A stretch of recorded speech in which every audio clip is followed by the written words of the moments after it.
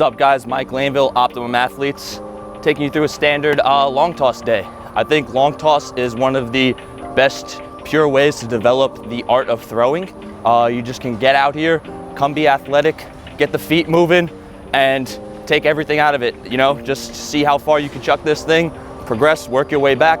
I started off with a dynamic warm-up, some mobility prep, J-bands, a plyo routine, and I've worked my way back now. I'm around the 240 mark, and I'm gonna get some volume in with my long toss, see how far I got today.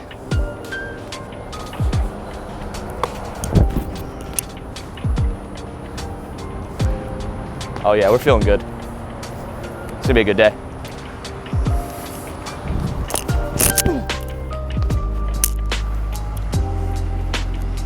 Oh yeah. Can of corn. The first progression, I think, in any velocity development stage, I think starts with long toss. I think you have to get good at just throwing the ball, shutting off and throwing the ball as far as you could before you could do anything like pull downs or anything like that.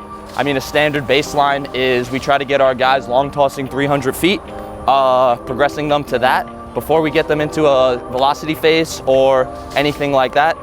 If you're not there yet, to your max distance is fine, but as long as you're not just getting out to your max distance, but building volume at your max distance, I think is huge, because you see a lot of guys just get to that 200, that 250 mark, and they'll get that one toss in and then work their way in. Build some volume out here. This is a great opportunity as far as long toss to get some ball flight feedback.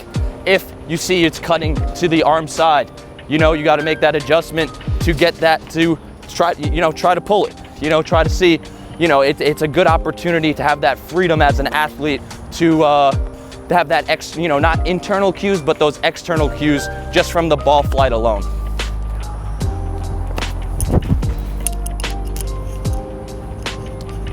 So that one I missed arm side.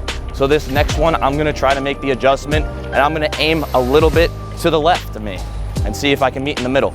So around 260 right now.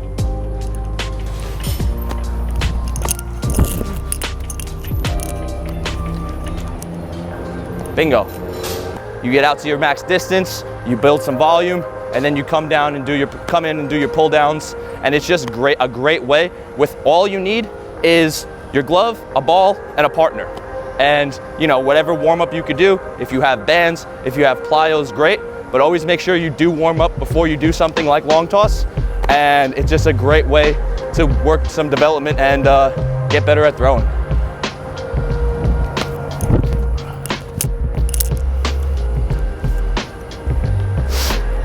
At OA, ideally you want to be at a field, but at OA we like to build a little character. I'm from New York, concrete jungle. No bet, I feel like I'm right at home over here. So here's 280. Let's see what we got.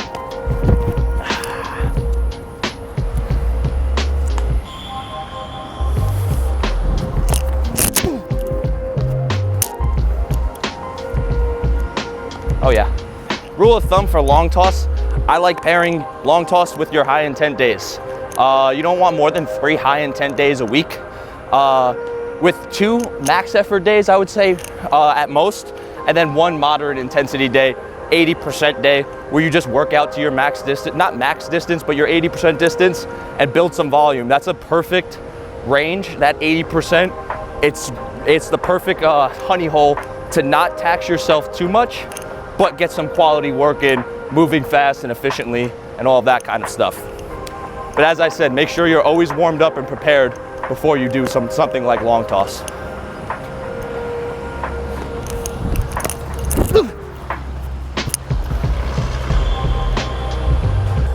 So rest of the day, I'm gonna go in, I'm gonna throw a little bit of a flat ground, probably 10-15 pitches. Just get some command work on my fastball, and then gotta lift. So today's lift is more of a dynamic, sport-specific movements, that kind of stuff to prepare me for my velocity day on Saturday.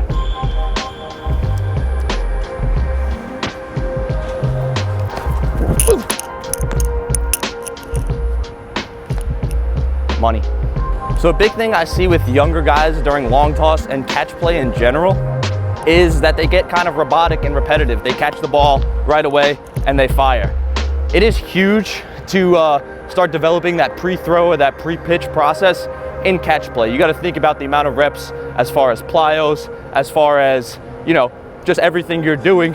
You have to have some deliberate intent. Intent isn't just about, 100% max effort pull down. Intent is about every rep that you perform in the gym, in your warm-up, while you throw, there needs to be a goal with it. So you need to take that split second before you throw, take that deep breath, get yourself in the moment, ready to execute and deliver the ball with the goal that you have in mind. So for right now, for example, I'm at a pretty stretched out distance. I'm around 310, 320 range. I'm gonna take a nice big deep breath. I'm gonna look at Ben, I'm gonna look around his shoulders. That's where I'm gonna try to land this ball.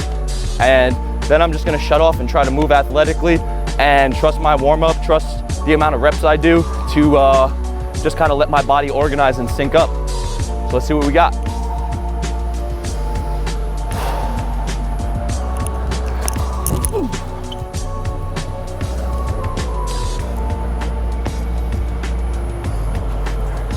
I want to give a shout out to my pitching coach over at Sac City, Coach Bomber.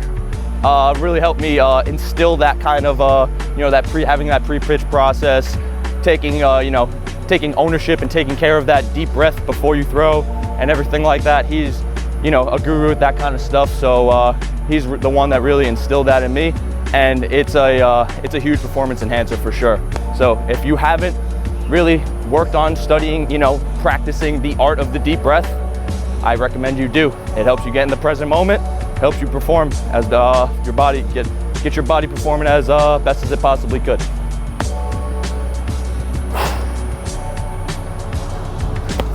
Go! I slept!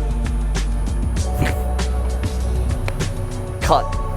All right, last throw of the day. Gonna try to stretch this one out a little more, see what we got.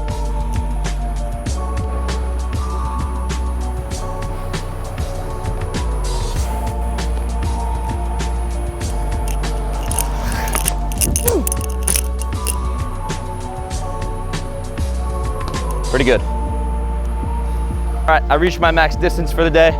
Got some good volume out there. Now I'm working my way in. I'm doing about 80% compression throws. As I said, I have that velocity day on Saturday. So just getting some good movement in, ingraining some patterns, getting some reps to make sure my body is ready to perform maximally on Saturday. So try this at home. If you are fully on-ramped and you prepare your body the right way, and watch the gains as they come. Take care, brush your hair.